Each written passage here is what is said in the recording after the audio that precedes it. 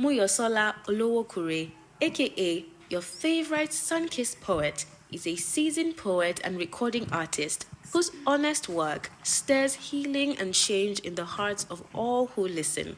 Her deeply personal and experimental approach to spiritual poetry encourages listeners to rediscover old truths in familiar and boundless ways.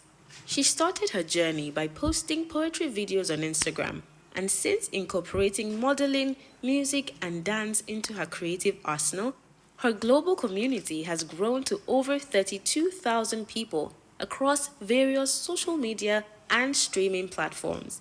She recently released her debut poetry EP titled Dirt and Divinity. With a heartwarming round of applause, please welcome Moyosola Olowokure. Such a gift to be here. It's always a gift to be here. Hi, how are you? It's good to see you. Yeah, I don't have much to say. Let's just go into the piece.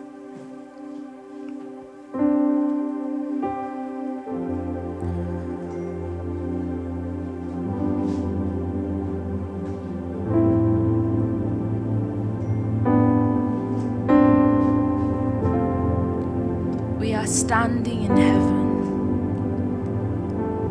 A grand hall waiting room for the ruler of worlds to bestow on us these breathtaking things called gifts. He pours them out, how and on whom he deems fit. Some are given entire galaxies.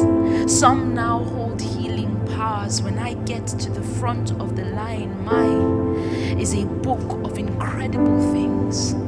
The ruler of worlds calls it poetry. Says each page would guard my heart like a rib cage, and each piece would be a master's piece to be ripped out of me and held up for the world to see that I am a kind of Adam. On one October Eve, I found the forbidden fruit of forgery. The serpent told me that if I swallowed the seeds, my voice could sound like anything but my own. And I scoffed it down, like it was a promise and not a plague, not a curse that on the next stage I climbed, there would be nothing left of the divine so freely given to me. And see, this is how a priest turns prisoner. This is how Eden wilts to Negev. When will it be my turn to be the sun?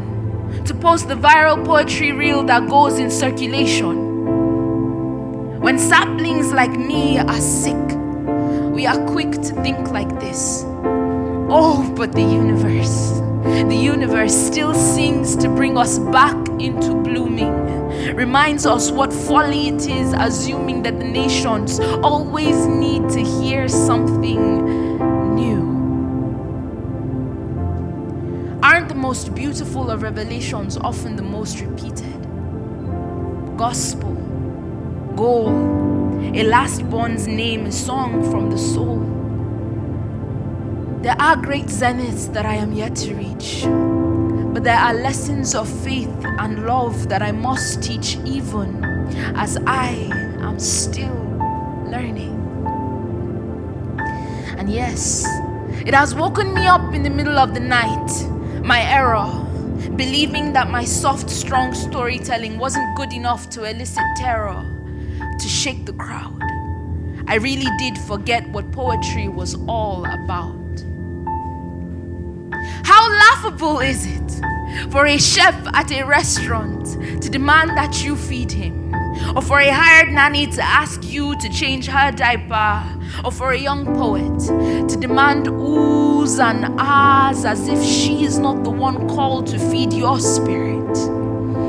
You see, a poet is a lot like the Holy Spirit, listens to all the shiny things her children want, and is well aware of which ones will prick them, which ones will cause them to bleed out. You see, a poet is disciplined to dish out the manna on which you daily feed. Any poet knows which words you want to hear, but a good poet will first give you the ones you need. I am a good poet. spoken word is a bloodthirsty sword that will not be bent back into her scabbard. Consider me stepping on Satan's nose, an occupational hazard, and I sense that there are other artists in this room who are already conquering fields, already being the helmets, capes, and mighty shields to this move of holy war. So will you join the fight? Show up for echo and spoken word poetry nights, defending our art, defending our hearts, spending sweat, time, and money because the message in our work is worth it. There are those who still think they know better, beg us to go against our season, but we were never built to surrender or to give in to people pleasing. So fellow Adam, let's be light, not just for the glamour, the glitz, or the greed. Let's be light so that the lost ones can use us to see.